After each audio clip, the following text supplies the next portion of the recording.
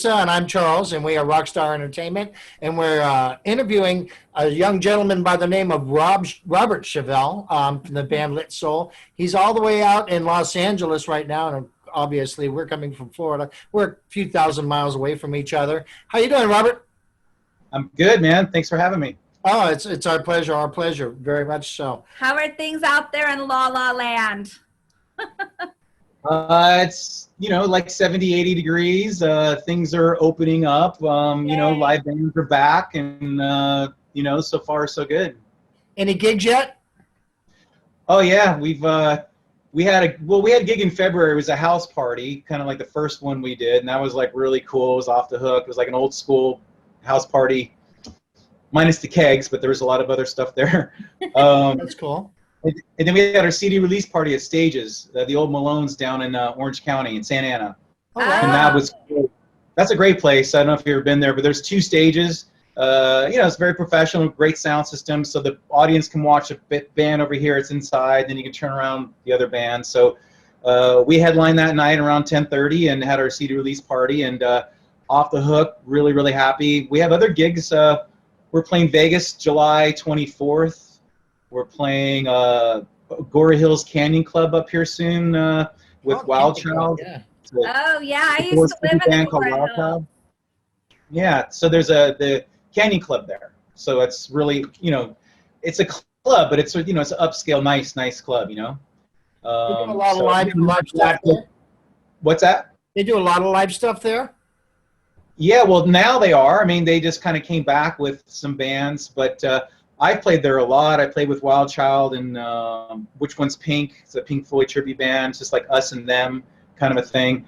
So it's kind of like that, that Canyon Club there has a lot of big tribute bands, and then they kind of put original band with them. And then, other bands go through, like Stephen Pearcy from Rat and Loverboy and, things like that. So they bring in some headliners too, and Yeah. the up-and-comers and the headliners. And speaking of up-and-comers, we have Robert from Lit Soul here, and we've been listening to some of your music. I have to admit to you, I really didn't know too much about you guys or your band, but we've been listening to you and watching some of your videos on YouTube today, and I'm quite impressed. And I'm not easily impressed, though, but I'm quite impressed. Like the band a lot, like a lot of the cuts. How long has the band been together, Lit Soul? Yeah, I also write poetry, and I've been in other bands. But, I originally came up with the concept of Lit Soul, believe it or not, like 2004-ish or something like that. But we never did a live show until August of 2009. So it's been basically, with my drummer, Ty Dennis, we've been together now 10, 11 years, Right. So this is your baby, then. This is mine, yeah. I played drums in other bands. My first instrument was drums. I play guitar, I sing, but at one point, it's certain things happen and you kind of want to have your vision, I try to, it's like a family and you got to everybody's got to contribute, but at a certain point, I just kind of want to do my thing in my music. So I write most of the music up until not this album, Lit Soul, one before that called Your Crusade. I pretty much wrote all the songs up to that point. And then I started writing with a gentleman named Steve Sampson on that album a little bit. And then this album, the new one that's out, is pretty much, 90% him and I. Cool. Awesome. So writing. This has been your main music outlet. Thank you.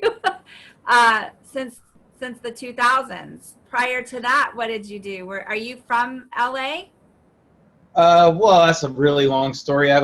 My mom was pregnant with me in San Diego, California, and then she flew under the radar pregnant with me into Naples, Italy. My dad was in the Navy. Wow. So I was born there. So my first language was Italian, but I'm not really Italian, but it was Italian. And then I had nannies that kind of took care of me till I was about 3 or 4. Then I went to England, and I was on a ship for like a year in the Mediterranean. Then I came here when I was about 6 or 7 to Ohio, Salt Lake City, Utah, Arizona, Tucson, California. But I feel like I've been in, California, LA So quite what you're saying is surprised. you don't really get around much. Then. Yeah, exactly. Yeah. I think So Lisa wanted to ask you if you have a label deal. Are you guys signed or what? we have been, it was Miss Crazy Records for a bit there, some other things, but I mean, I'm not really aware of any, record labels these days. I mean, if there are, that'd be great. But so it's always just kind of been doing it my thing. I have other friends who are in other bands. I got a friend named Denny, from C4. So he plays in like 3 or 4 bands. I'm not that kind of guy anymore. I just really want to do this band and just get the music better and better and just try to get bigger and bigger. And who knows? But it's just it's in my blood, and I just keep plugging along and just making better records, and just we don't exactly have any official management. I got people who love to help us. Gotcha. Yeah. Got a lot of that, and so if it's booking gigs, helping us make an album, things like that. Very cool, very cool. Well, there's an old saying, and my father used to use it a lot, Robert. If you can't use your friends, what good are they? Okay. And he meant it in the best of ways. Don't get me wrong. He meant it in the best of ways. So the new album's coming along. The name of it? It's self-titled Lit Soul. I've had, I don't know how much backlog you have, but this is the 6th album. I got an album called 7 Worlds was the first one, and then I have Poetry with Music. It's a complete poetry album. It's about almost 50 minutes of poetry that has music. Okay, so it's a bit different. Everything from Spanish guitar to waterfalls to heavy hard rock but it's poetry. You could say my lyrics in general are poetry, but I sing on the other albums. On this, I'm just doing straight up poetry. But I don't know, sometimes you get poets and it gets a little boring, so I wanted to, spice it up with some music. So that's actually was one of my biggest sellers. It has a whole underground type of thing, So it's called Lit Soul Poetry with Music. And then I have an album after that called Libertine Dream. And then after that, I have an album called Love at War. I think I hear a song called Libertine Dream today. I think. No, that was the name of the album. There's not a song called Libertine Dream. Okay, I'm mistaken about that. Yeah. So yeah, it's like 7 Worlds, and it's poetry music, and then it's Libertine Dream, and then it's Love at War, then it's Your Crusade, and then now the self-titled Lit Soul. I just felt right to call it Lit Soul. So. Well, that's fantastic. I got to tell you right now, when I was looking at your stuff today, and I will be looking at a lot more now that we're doing this, and we know of your existence and everything else, and hopefully this will help a lot of other people learn of your existence as well. I did notice some parallels to you and a guy who was actually born in this town that we're sitting in right now. His name was Jim Morrison.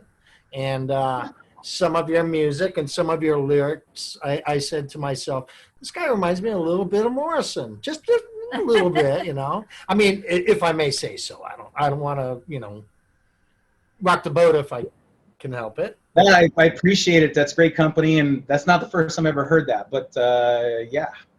So, who are some of your musical influences then? Oh, I think it started off as Motown when I was a kid. And then I actually saw, when I was really small, I saw the Stones on Saturday Night Live on the Some Girls thing. And I didn't really know anything about rock at that point, I think. And I just started watching it, and it really just grabbed me. Just Mick Jagger and Keith Richards and Ron Wood and, and Mick's like, I think they're partying pretty hard, but they're doing like the Some Girls tour. Mick goes up and starts licking Ron Wood's lips, and nothing like, I'm just saying, to me, it was just like, wow, I think in general, the music thing and having fun like that, it's like, I want to do that, Yeah. So, then from there, went on to UFO, Black Sabbath, Led Zeppelin, all that kind of stuff. I mean, I think my vocal range and me writing music, like you said, I think some of the Doors stuff. By the way, my drummer is Ty Dennis. I don't even know if he is, but he played with Ray and Robbie for 12 years. Yeah. Oh, that's he also awesome. played with Ian Astbury. Ian Astbury from the Cult played with the Doors for a while. So he still plays with Robbie. He came from Robbie's band, and then when they got the Doors together. Remember the whole storyteller thing back in the day? Like they had Scott Weiland and Ian Astbury and Days of the New and all that, and they were just kind of giving stories of how it came up and had these different singers and stuff. Anyways, Ray and Robbie zoomed in on Ian. They didn't know if they'd want Scott or Ian. Scott was a little bit off or something on stability maybe. But so Ian did it, and Ian's like a total Jim Morrison freak. I mean, I know. Both, So I mean, you want to know what he had for breakfast and everything. So he played with them for 5 or 6 years. Ian was in that band, and then the original drummer was supposed to be Stuart Copeland from the Police. Yeah, and I actually saw their first gig. It was at the Harley Davidson Fest out here, outdoor kind of a circus car show, something like that. But Stuart Copeland was playing, and then after that he breaks his arm, and he broke his contract. So Robbie goes, I got a drummer, and it's Ty Dennis, from my band, and he already knew all the songs. So he played with them for like 10, 12 years until Ray passed away. Wow, that's really cool. Okay, so you got Ty Dennis on drums. Tell us who your other side guys are. Who's playing lead guitar in your band and your bassist? And yeah, I mean, through the years, I've probably had, with all these albums, I've probably had 4 or 5 lineups, but Ty's been the most consistent. Me and Ty's been the most consistent.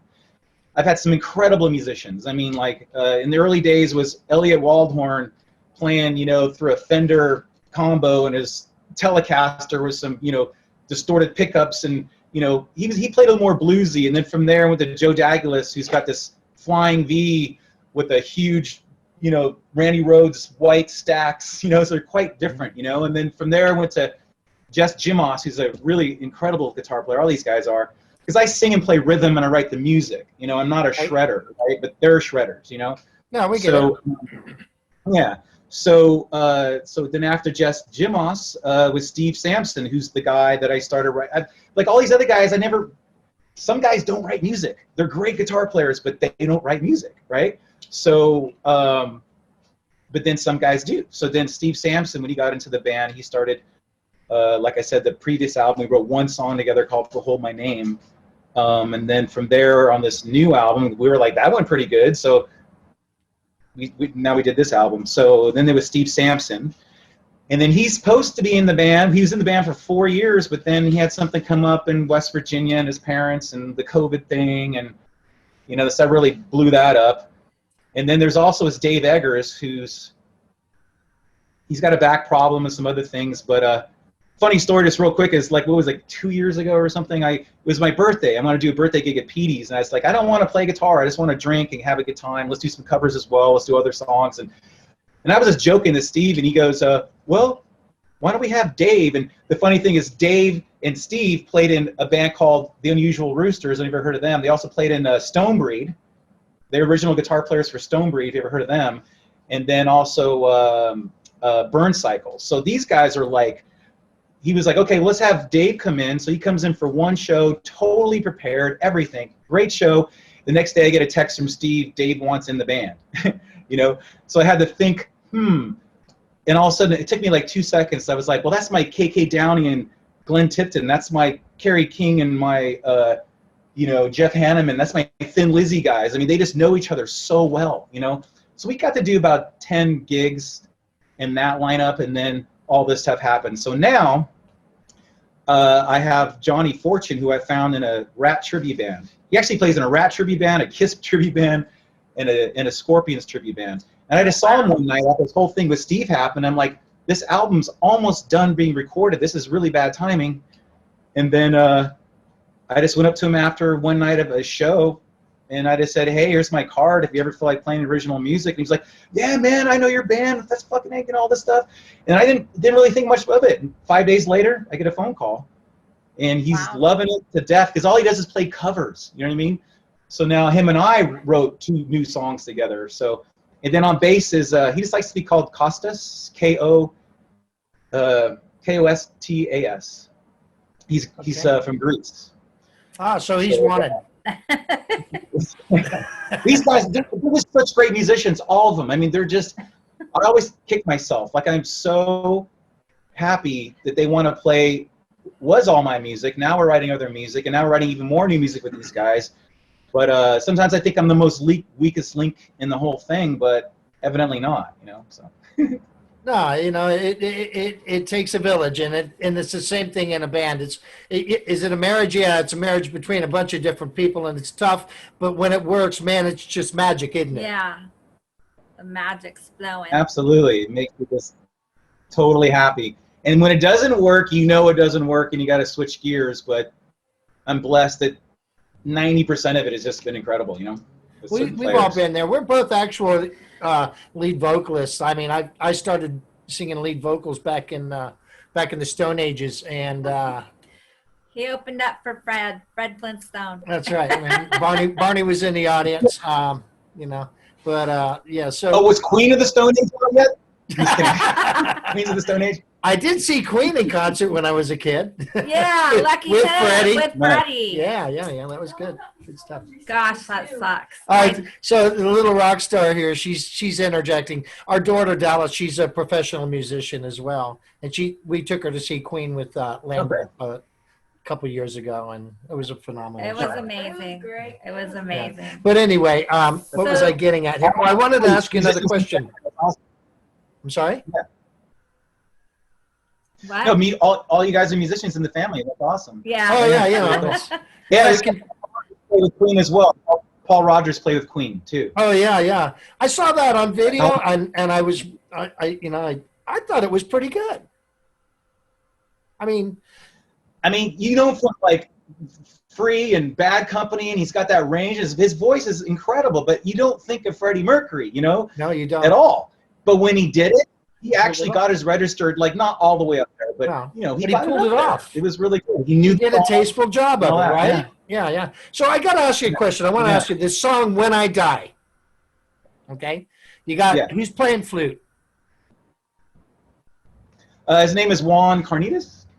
Cardenas. Juan Cardenas. And He's who's the another chick poet, singing? kind of in the scene. I know her.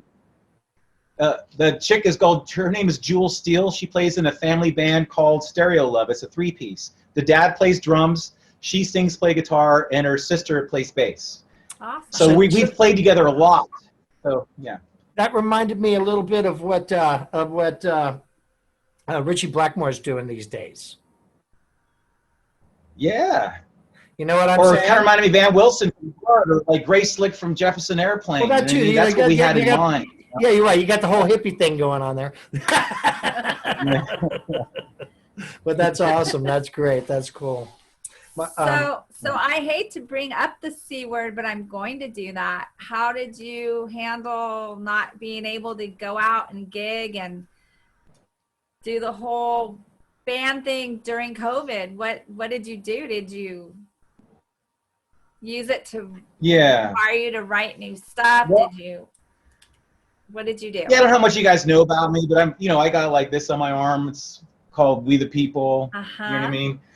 I believe in the Constitution. I'm a constitutional, I'm forgetting the word right now, but it's like, I do believe in the founding thing. So my point is, I'm not going to get into, you got to watch your words here, but for me, it really sucked because you couldn't do anything. I didn't really change my life though. I still went out. I still do things. You know That's what I was going to ask you. Were you breaking the law? What's that? Were you breaking the law? Oh wow. I was breaking the law. Yes. But it's good not for you, really a man. law. It's a mandate. It's a mandate. There's no. It doesn't break the Constitution. You know what I mean? No, the Constitution is the it law. doesn't. I know. You know? I was being facetious. We're really blessed here in Florida, you know. And I asked because I know your governor's awesome. our governor's awesome. He is. But we have family out there. We do. And all in Thousand Oaks, Simi Valley, Malibu, Orange County. And we were getting our information of what was going on there, and then it would trickle, towards us. So you guys had it rough out there. Like, they were serious. Oh, really bad. Really, really bad. It's just, it was really depressing actually, But what thing it did do is it gave me more time to get that album done. Right. Yeah. So you used it constructively. Yeah. And I wrote a lot more, and there's a scene of us people, you can't, like, don't I'm not going to tell anybody what to do. You know, don't, if you want to wear a mask, you want to get vaccine, whatever, but don't tell me if I want to go over to a friend's house and write some music, you know, you can do that. You know what I mean? Because they do it in all the other states except maybe 3 or 4, you know, in the peak. And unfortunately, California is one of the worst in that way. So I think I'll save myself and kind of leave it at that. But we got through it, and now things are opening, and, you know, Glad to clubs. hear that. Yeah. And Glad to hear that. We can walk in almost any place without a mask now, and very little feedback or negative feedback from it. So yeah, we're pretty lucky here. We're very fortunate. But anyway, yeah. Allison, are you hiding over there somewhere? Yeah, we want to say hi to Allison. Allison, got it. Hi, everybody. Hi, girl. How are you? I'm good. I've been enjoying the interview here. I got a front row seat. It's been fun. There you go. There you go. Yes, and thank you for bringing him to us and Lit Soul. Yes, definitely. I got to ask him a really personal question. How old are you, Robert? I'm a vampire, bro. I'm a vampire, so I've been around a long, long time. So, you know, I just kind of stay the same age. Yay. I'm striving for that. Yeah. Got that Dorian Gray thing going on here.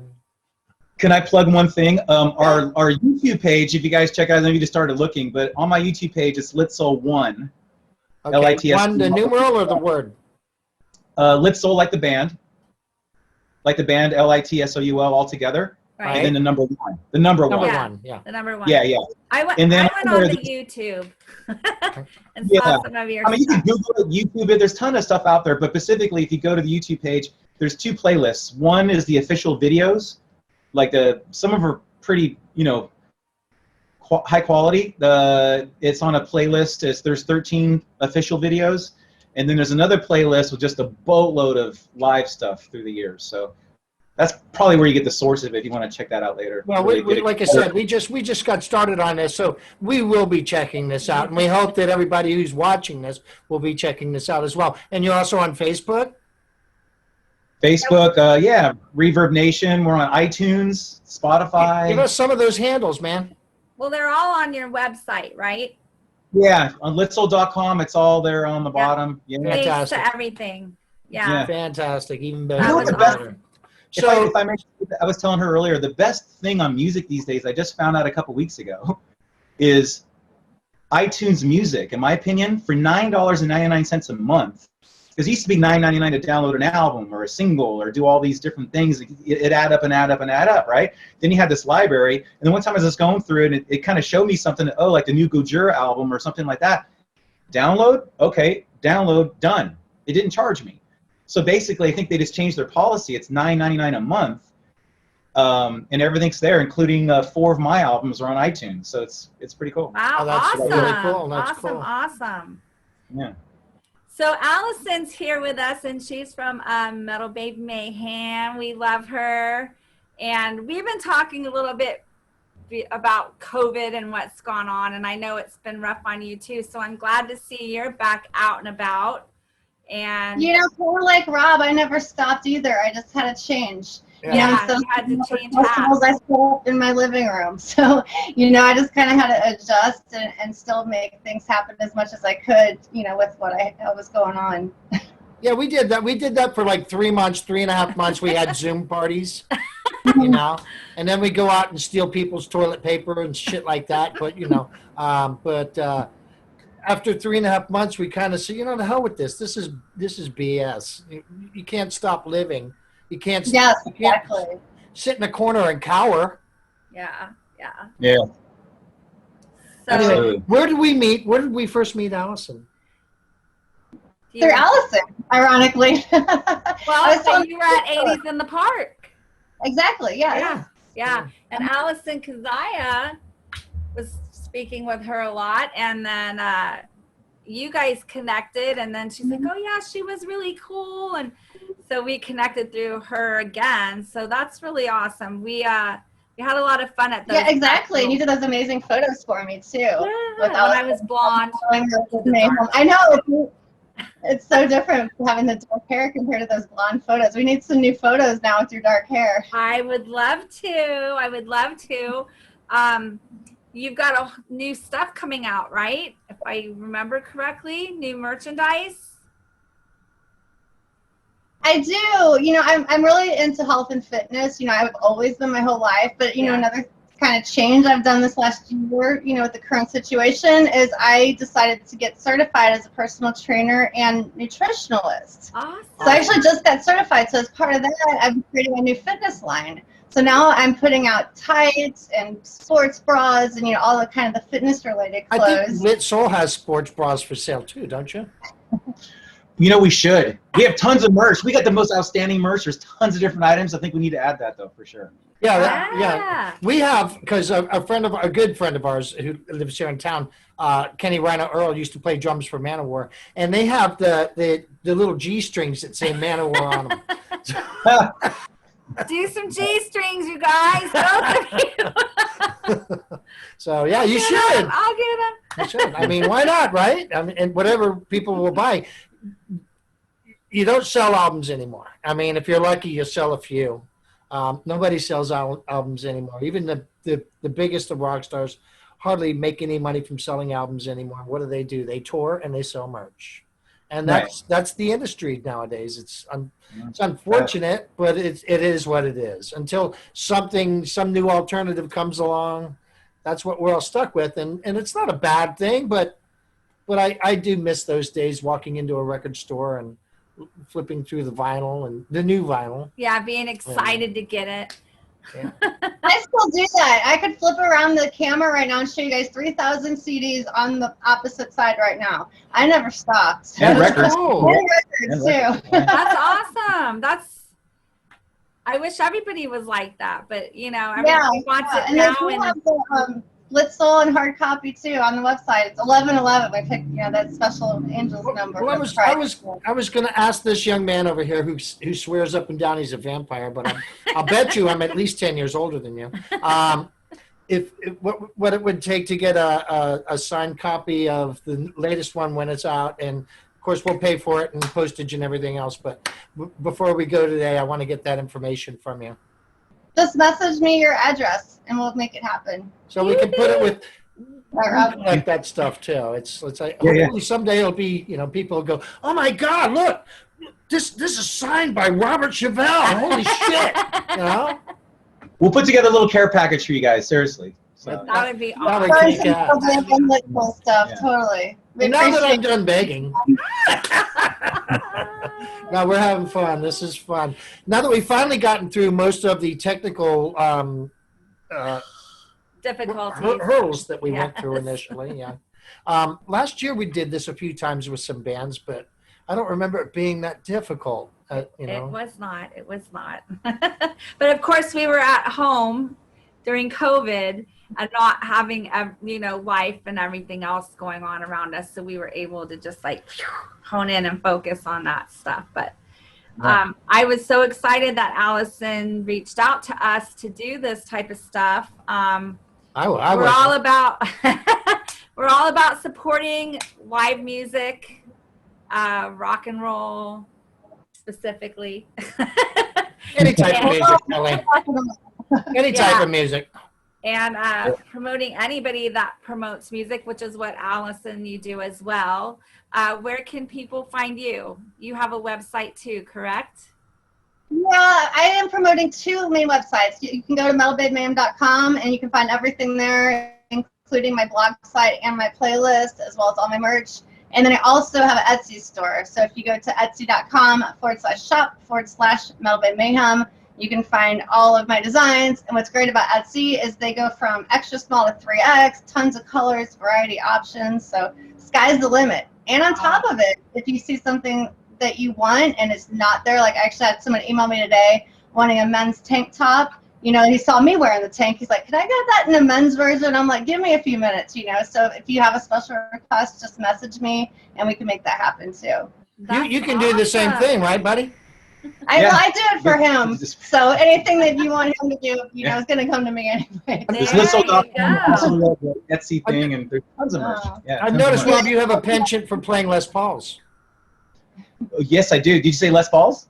Yes, I said Les Pauls. Yes, yes. I don't know what it is. I just love the way Les Pauls look. And again, I have 2 great acoustic guitars, and I have like 4 Les Pauls. One's a '74 Randy Rhoads year, but it's a Sunburst, but it's the same Gibson custom Les Paul that he had in that year. And I got a few other ones and acoustics, and I tried to maybe get a Telly one time, and then the Tone, and I don't know. I just always stuck to Les Pauls. Yeah. What kind of rig are you playing through right now? The Mesa Boogie. It's called Electrodyne. It's a 1-channel. It's more for like a rhythm guitar kind of thing, but the tone is just amazing, like a tube amp, like a real tube amp. Right. And it goes into a Marshall slanted cab that I was used for the longest time. But now recently, Johnny, my lead guitar player, he's got the Mesa Boogie. It's smaller. It's got 2 big speakers, but it's flatter and smaller. It's easy to carry to gigs and stuff like that. So both of ours match. And he has an angle cab, and I have he's got a lot of cabs, but I have the main Mesa Boogie one. So it's answer your question right now. It's Mesa going through Mesa. Cool. I have no effect. I just get the tone that I like coming from that. I got a tuner, and that's really it. So you don't use any chorus or digital delay or anything like that, then? Just No, that tone from that Mesa Boogie is my tone, and through that Les natural Paul distortion. and through my hands and just me. Very nice. I get that tone. Other people try to play it, and they don't get actually the same tone a lot. You know, people add stuff to it, and you know, the more you add to it, the more just it kind of takes away from the signal. You know. Right. You know, Michael Schenker, according to Richie Blackmore. You know, but of course, you know, you get a lot of other guitar players at different times. The Edge, you know, he uses a million stuff. You know, that kind of thing. Well, I've worked with a few guitar players who've got more than 14 pedals on the floor, and I go, "What the hell?" And then you get it back connection. You got to go through every single one. Okay, which one is it? You know what I mean? It's like exactly, yeah. And that's the cool thing about mod amps nowadays. Just modeling amps, you don't have to go through a lot of that. So if you were, I don't know if I want to do that. I think it takes the sexiness away. I like looking at the stage and looking at the amps. It doesn't have to be a wall of Marshalls, you know. But like we played another gig up at the Canyon Club. Who we played? We played with Rage Against the Machine cover band. Also, Chester. What was Chester band? Linkin Park. Linkin Park. The Linkin Park guys come up. Everybody was great, you know. But the Linkin Park guys come up and there's no amps. This was like last year, and I was just starting to figure it out. Like, where are their amps? Well, it's going through the PA. Well, how do they get their tone? And look at that. I'm like, oh my god, this is like, yeah. You're old school. You're old school. Little DIs and a little amplifier or some sort of tone signal generator or something, and that's it, huh? For them? Yeah. Or for me? No, for them. Yeah. For them, I was trying to look where it was, but my point was there was drums and everybody has a guitar in their hands and everything else is empty. It was just like weird. That's weird. That stage is too clean for me. I like a clean stage. Yeah. I like an organized stage, but yeah, I still like to see an amplifier. I mean, it just totally, especially a big stage like that. Those are big stages, nice real wood stages. Is really nice, you know. And I even like to see the 10,000 Marshalls a la Yngwie Malmsteen once in a while because it just makes I salivate. Totally. Just make sure that they're not like, what was that one band? Oh my God. The guy comes behind on tour and takes a picture of the back. The boxes, yeah. All boxes. Yeah, one amp, actually one real amp, you know. Yeah, and it's probably a pig nose or something like that. Yeah. Right. Remember those? Those are like, I haven't seen those in a long time, but yeah. Right. Yeah, I actually have a collection of miniature guitar amps that we have a bar in our backyard. It's called Lisa's Whammy Bar, and it's the whole bar is painted like Frankenstein, and it's pretty cool. But I've got a collection of miniature guitar amps out there too, and I want a pig nose. What city are you in? Do you mind if I ask? We're in Melbourne, Florida. We are about. That's where Jim Morrison was born, right? Yeah. Yes. Exactly. Yeah, right. We're about 45 minutes from Disney World. I think we need to wrap this one up. It's been such a pleasure talking with you, Robert, and of course you, Allison. Thank you for having us, and And Allison, when you come to Florida, we got to hang out. And Robert, you guys need to book some shows in Florida. Yeah. And listen, you know, we also do a karaoke show, but that's not the only thing we do. Obviously, we do bands and many other things as well. But if you ever want to sing karaoke, make sure it sound like it's never been mixed. I'm there. I can't wait to do it with you guys. Absolutely. Yeah. Totally. I just bought the new X-Air 18 Behringer digital mixer, and I've never used one before. I've always been an analog guy, so I'm in my relearning stages. But oh yeah. Do you guys have a website or something? Yeah, we do. It's called here. Rockstar FLA. Rockstar Energy. Wait. Okay. I have no idea, man. She does. We're revamping it. I'm so sorry. I think it's rockstarfla.com. Yeah. Okay. But Cool. mainly find us on Facebook, Rockstar Entertainment LLC. Okay. That's Yeah. where And we- we'll work on getting the little care package out to you guys. Mhm. Yeah, Oh, that was and listen, come to Florida where freedom rules. Yes. Need to book Lit Soul in Florida. That'd be great. Sandy's trying to get me to come there, so I got to come there. And I got a Listen. daughter as well that actually lives out there too in Clearwater. Oh, yeah, I love Clearwater. I used to Yeah, play yeah. at a bar called Buckets there back in the 80s. Clearwater is gorgeous. Yeah. Really Anyway. Okay, nice. guys.